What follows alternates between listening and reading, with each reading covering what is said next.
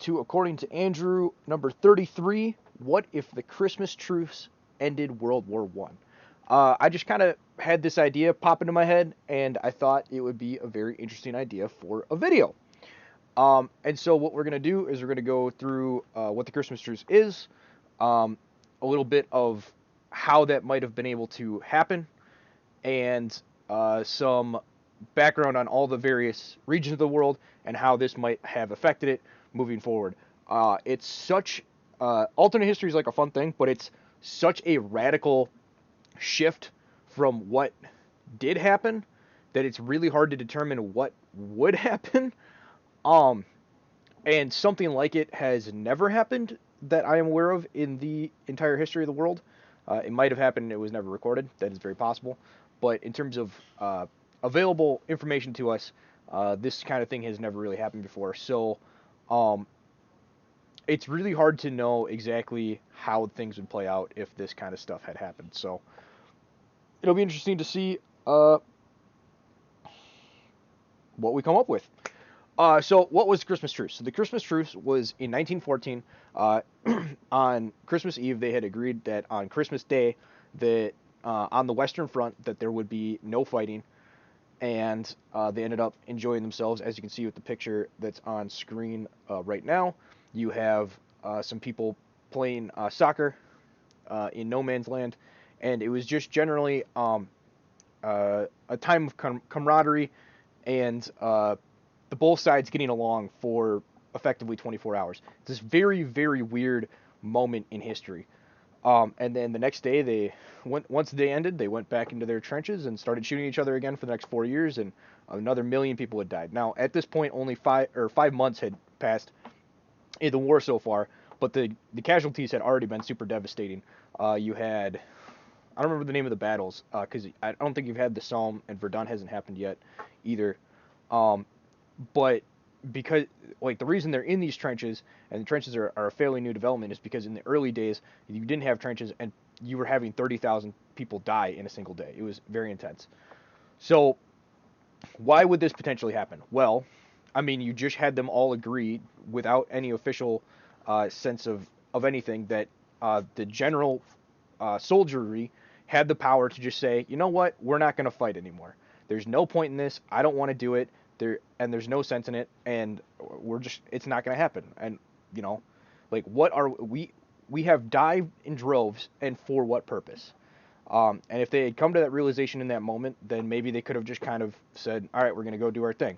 Now, there would be a little bit of a tenuous thing going on initially, because at this point, the Germans are miles deep into France and not that far away from Paris, relatively. I think they're about 20 to 40 miles away from Paris on certain parts of the front. And so the French aren't necessarily going to want to lay down their arms right away.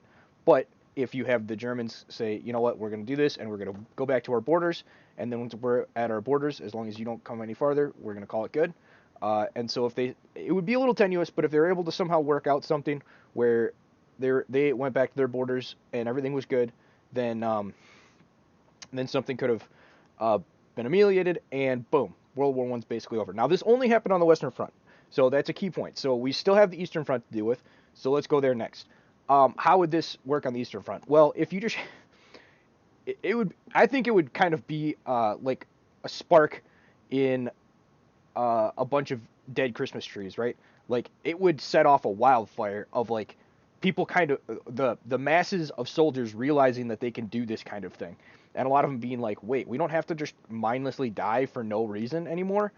And I think you would come to a similar conclusion, like, that it's kind of like the first guy to run a 4-minute mile, where nobody thought it was possible, and then one guy does it, and a whole bunch of other people do it almost immediately afterwards. I think that's kind of what would happen. The Russians and the Germans on the Eastern Front would be like, wait, that's even possible? And they would go ahead and be like, yep, we're done, and return home. And since they're the mass of the body, like, there's not enough people in command to be able to enforce these kind of laws. Like, if you have 2 million soldiers and 5,000 officers, like, you can't, that 5,000 officer corps is not going to be able to kill every 2 million soldier that just basically mutinied. And to that effect, you had the mutiny that happened in 1917 with the French soldiers, where they said we're not going to charge the German front lines mindlessly anymore. So you had that mentality kind of pop up already, and so if you just kind of have this a couple years earlier, in combination with this ceasefire that they already agreed to, through just a mutual agreement of we're all kind of people sense, then you could potentially have something that that this unexpected event happen and the whole course of human history change. So, what would happen out of that? Well, World War II probably doesn't happen anymore. There is a war that probably happens, but we'll get into that. So we talked about the Eastern Front. So let's talk about Europe as a whole. So Europe as a whole, as a region, has to completely redo everything. It's probably the end of the modern era in Europe as we know it.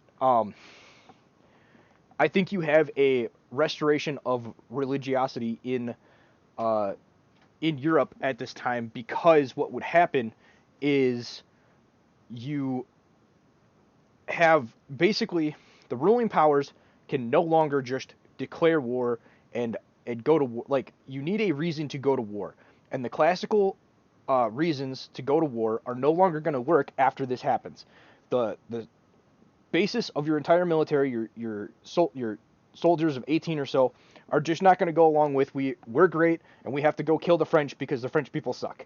That's not going to work. So you have to frame things under the guise of some kind of religious aspect. We have to go retake the Promised Land, or crusade type style justifications. Maybe wars like the 30 Years' War are something that pops up again, more in those kind of vids. Something where you're justifying what you're doing based on a higher ideal. So a good example of this is America. So America always frames all of its wars in the idea that they're doing something great, right? That they're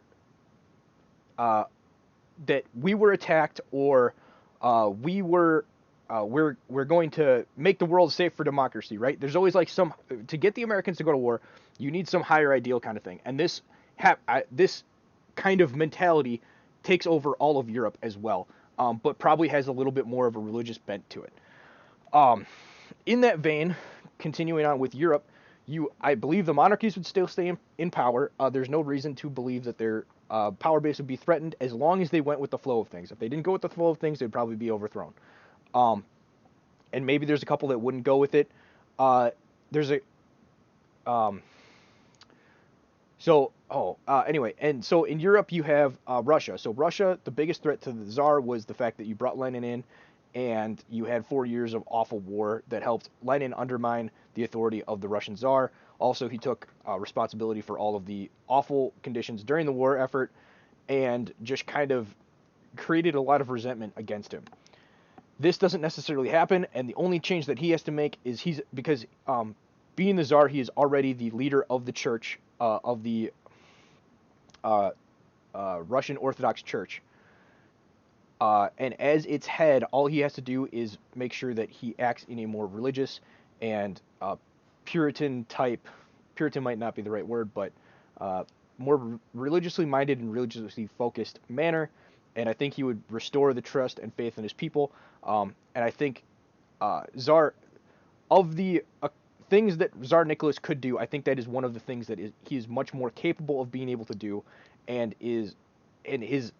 this idea that he has to switch to being a more religiously focused leader is much more doable and less of a threat to his power than the situations that actually played out during World War I. So that's what happens with him. You have the Austro-Hungarian Empire. That still probably collapses to a certain extent. Nationality is still going to have a factor in this world, and so you're probably going to have a fracturing of Austria and Hungary at some point, and maybe Austria ends up getting absorbed into the greater German Empire. When that happens, that's a little bit more unclear as to exactly what would happen there. Turkey is kind of the same way. They had all these internal religious issues, and maybe that would boil over. Now, one thing that could keep both of these places intact is kind of the uh, Cold War situation of Russia and America that happened after World War II, where if Turkey or I guess it was the Ottoman Empire at the time, the Ottoman Empire and Austria-Hungary basically became mortal enemies again, because now all of a sudden the war is drawn on religious lines and not on uh, on other ideological lines, or just trying to gain power and stuff like that. Uh, that could give them like an external threat to unify internal dissidents within the country and allow things to happen um, in those countries. The Armenian, like, let's say the Armenian genocide still happened, being that World War One doesn't play out as it does. Maybe that doesn't even happen, but like, let's say the Ottomans tried to do that again.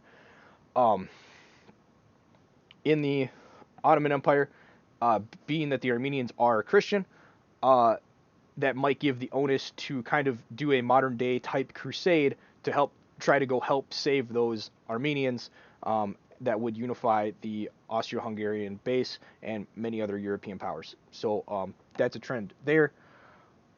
One of the costs of this war happening like this is it would probably cost all of the European empires their territories, just because there wouldn't be the will of the people to fight and hold these territories anymore. They would still be very willing to defend their homeland, and they would pick up a policy much like America of isolationism. But because there isn't that strong will to hold on and fight for these territories indefinitely anymore, um, as more and more, it takes more and more resources to fight and hold these territories.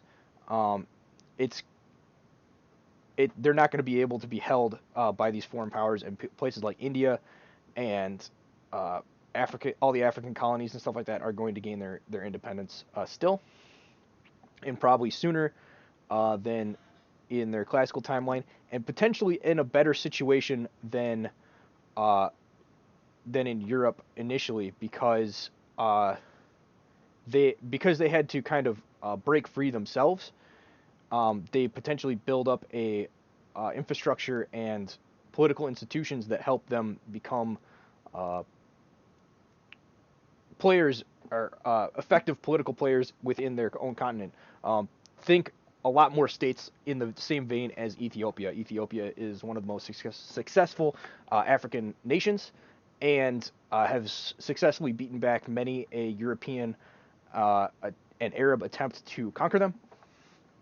And you might end up having other nations within Africa kind of taking up the mold of an Ethiopia.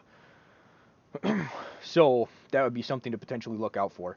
One of the things that could also happen with this reduction in the European um, power all of a sudden is a degeneration of these countries back into their old tribal ways, and a breakdown of any institutional stuff, kind of like what we see a little bit today, where you don't have very stable nations. The only difference is there wouldn't be a UN to enforce nonsense borders, and I'm not saying borders are nonsense. I'm saying that the borders that they drew were either intentionally made to be divisive, or made without any consideration to the actual ethnic makeups of those countries.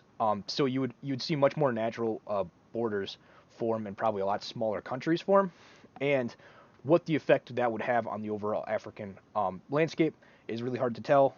But you, I think you would have a couple strong nations in the same vein of like Ethiopia, and you would have a lot of small warring factions and tribe type situations, which has been the norm for most of African history, at least sub-Saharan Africa. So that would probably be what happens there. Uh,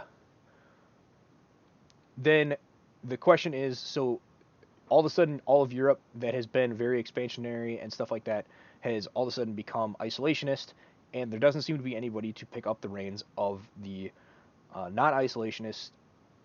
There seems to be a power vacuum there for somebody to take the reins up on, and who would that be? So the main people that are ready to take up those reins are going to be, so India is currently under British rule, but they have enough of a history there to potentially build up, and they have enough resources to potentially industrialize and become a powerhouse at some point. Now, they're not really set up right now to be able to do that.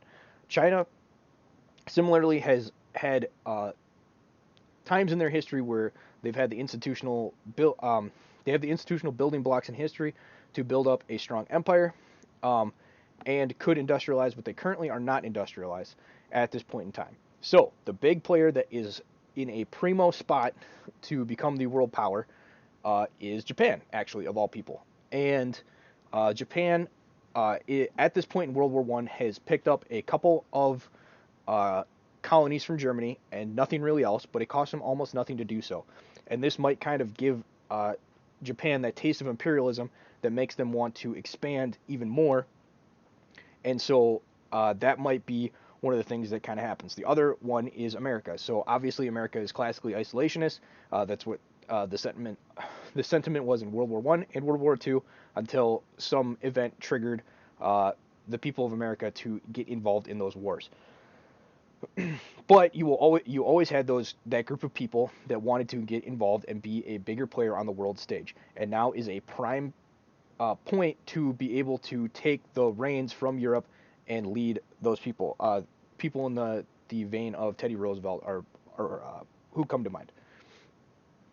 So, being that America has holdings in Hawaii and the Philippines, you have a couple spots of influence in Asia, and obviously they don't have colonies throughout most of